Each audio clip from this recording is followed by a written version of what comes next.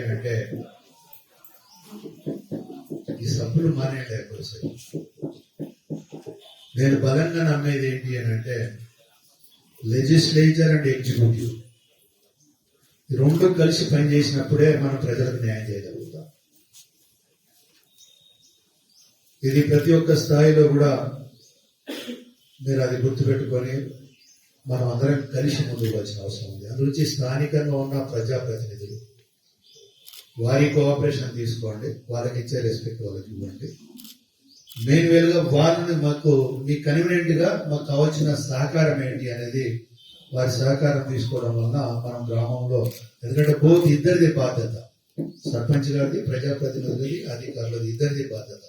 ఒకరి మీద ఒకరు మనం డామినేట్ చేయడం కాదు మనకి ఈ కార్యక్రమము. అందరం కలిసి మనం ఒక సోషల్ రెస్పాన్సిబిలిటీ. ఇంకోటి నేను ఎంప్లాయీస్ మీ అందరికి రిక్వెస్ట్ చేసేది, మీరు జీతం గురించి పనిచేయడం లేదు. ఈ కార్యక్రమాన్ని మీరు ఏదో ఎంప్లాయీగా నా బాధ్యత ఏదో నిర్వర్తించేస్తారని కాకుండా it is a social responsibility అనేది ప్రాథమికంగా మనం అందరం గుర్తుపెట్టుకోవాల్సిన అవసరం ఉంది. మీ అందరినీ కూడా నేను రిక్వెస్ట్ చేసేది second thing is as a social రెస్పాన్సిబిలిటీగా ఫీల్ కాండి. ఎందుకంటే ముఖ్యమంత్రి గారు కూడా కోరుకునేది అదే. కనుక ఈ రెండింటిని దృష్టిలో పెట్టుకొని మూడోది ఏంటి అని అంటే మనం ఇతర నియోజకవర్గాలతో పోటీ పడాలి. ఆ పోటీ తత్వం లేకుంటే కూడా మనకు సాటిస్ఫాక్షన్ ఉండదు. ఎప్పుడైతే పోటీ తత్వం ఉంటుందో ఎస్ మనం సక్సెస్ఫుల్గా మనం ఈ కార్యక్రమాలు మనం నిర్వర్తించుకుందాం, అందరి భాగస్వామ్యం ఉండే విధంగా చూసుకుందాము.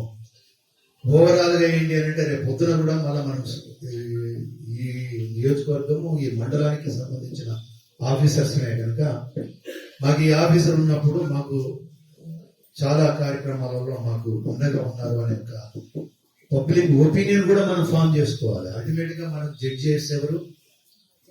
Public is our judges. మన పబ్లికే న్యాయ నిర్ణేతలు.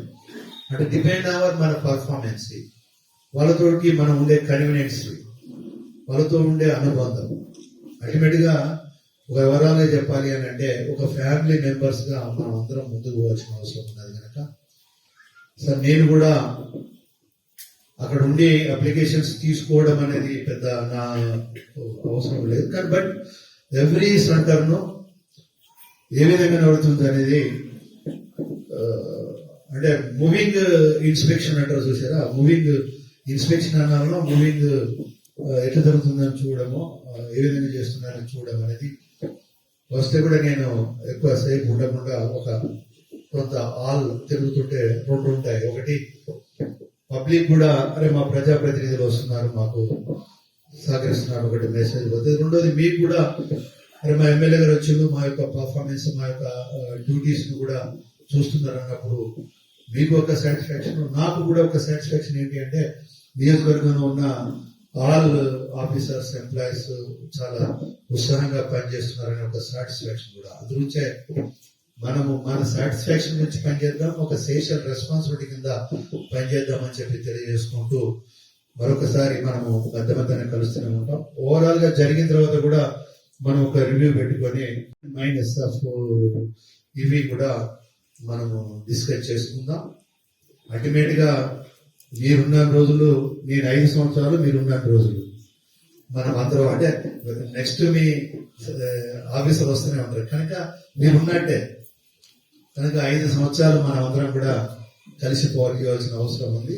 నేను ఒక స్థానిక శాసనసభ్యుడిగా మీ అందరి యొక్క ఇన్వాల్వ్మెంట్, సహకారాన్ని కూడా నేను రిక్వెస్ట్ తోటి కోరుతున్నాను, నాట్ ఫర్ డిమాండ్.